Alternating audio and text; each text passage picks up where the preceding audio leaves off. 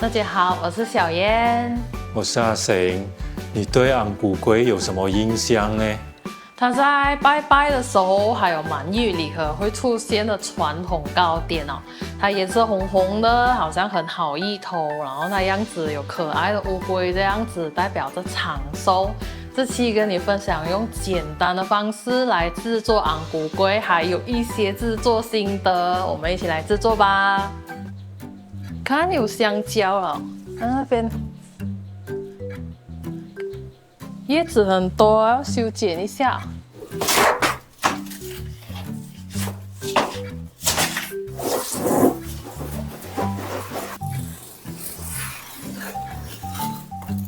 我们先来处理香蕉叶，把剪好的香蕉叶过一遍热水，然后用一个比红龟糕大的小碟来做衡量。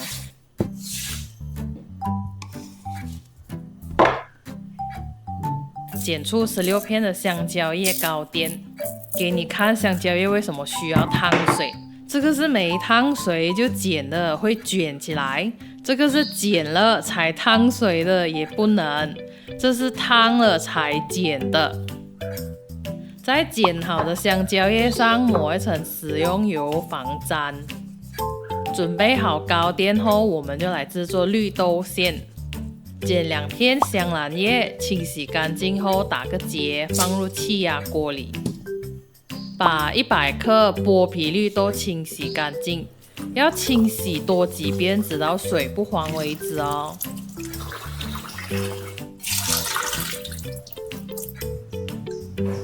然后也同样倒入气压锅里。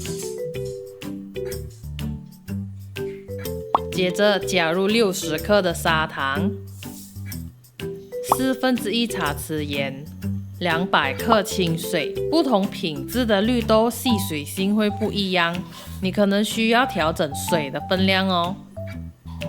1汤匙的油葱酥，我们之前分享过油葱酥的做法，有兴趣的朋友可以去看看哦。最后是30克的玉米油。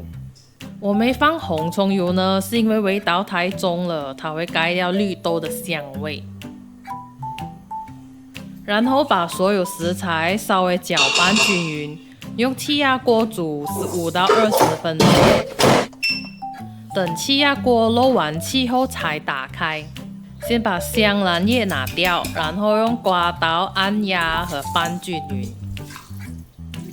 用这个配方和煮法做绿豆馅料，可以省略很多步骤，操作起来也很简单。拌均匀后，再用滤网过筛一遍，绿豆馅就可以用了，是不是很方便呢？我个人喜欢偏式的馅料，吃起来不会这样干。如果你喜欢干一点的，就用不粘锅再炒干一点就可以了。将过筛好的馅料再拌均匀，然后在盘子和双手抹上玉米油。接着我们就把馅料分成16份，每份大约是21克。要记得把分好的馅料盖起来，避免风干。接着我们来准备糕皮，200克糯米粉，15克细砂糖，1汤匙的甜菜根粉，它很容易结块，所以需要过筛一遍。粉的分量可以依你喜欢的颜色做调整。先把这些材料混合均匀，然后把60克的滚水浇在糯米粉上。滚水是真的要烧到滚了就直接加入的哦。加滚水呢是让面团增加弹性，比较好用来包馅料。先把这些食材拌均匀。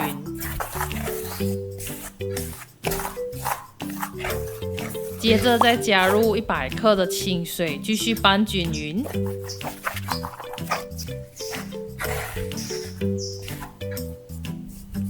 最后加入30克玉米油，揉成团。不同牌子的粉吸水性会不太一样，如果感觉太干就加多一点水，太湿呢就加多一点粉。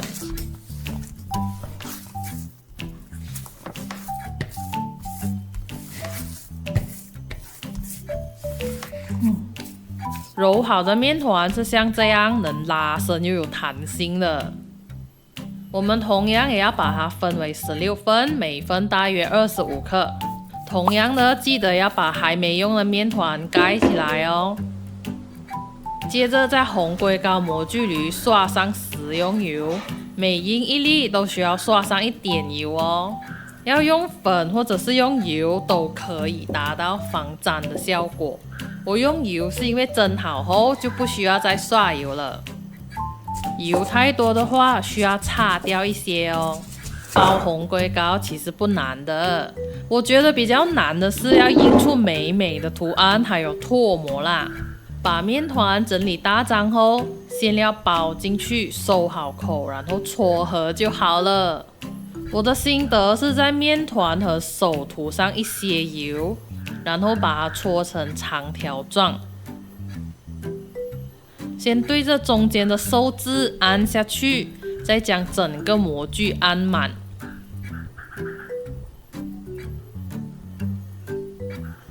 将模具左敲敲，右敲敲，看到它周围都脱离后，就可以试着把它敲在手上。如果家里没有红龟糕模具的话，直接搓圆拿去蒸也是可以的。再放上香蕉叶就完成了。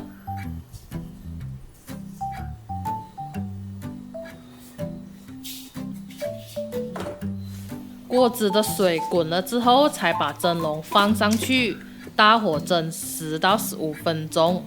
蒸的时间越长，口感就越软，但是会失去一点图案和颜色。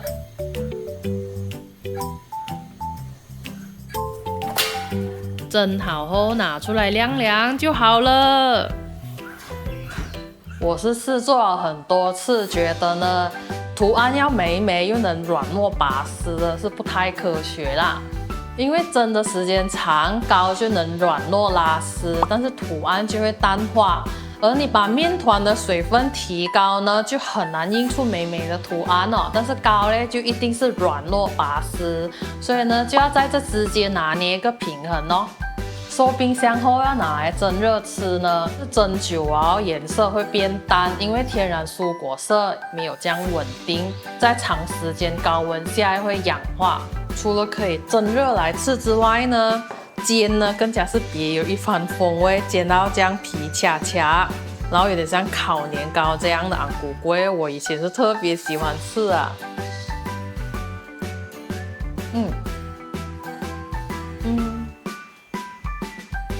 如果你喜欢我们这期的分享，请记得关注我们哦。我们下期再见，拜拜。